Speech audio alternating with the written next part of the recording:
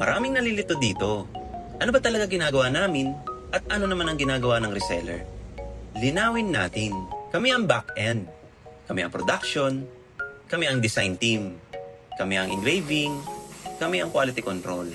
Kami ang packaging at coordination.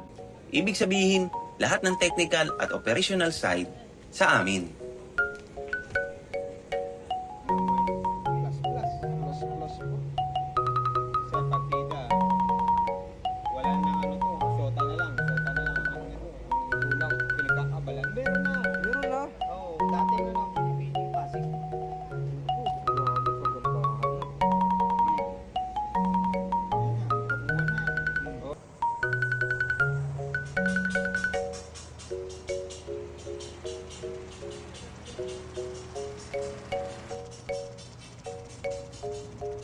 Nagawa yan ng alas 6 yan ha.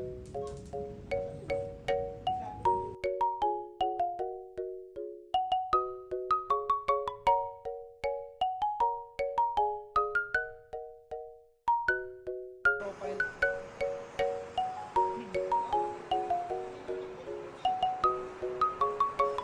Ang reseller naman, siya ang front-end.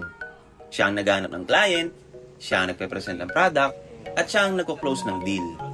Hindi siya gumagawa ng trophy. Hindi siya nag-i-imbak ng stock. Ang focus niya, client acquisition. Bakit ganito ang sistema? Para hindi mo na kailangan ng malaking kapital. Hindi mo kailangan ng machine. Hindi mo kailangan ng warehouse. Division of labor. Ikaw sa sales, kami sa production. Sa madaling salita, hindi ka empleyado. Hindi ka rin manufacturer. Partner ka. At kapag malinaw ang role ng bawat isa, mas mabilis ang kita. Intindihan mo na.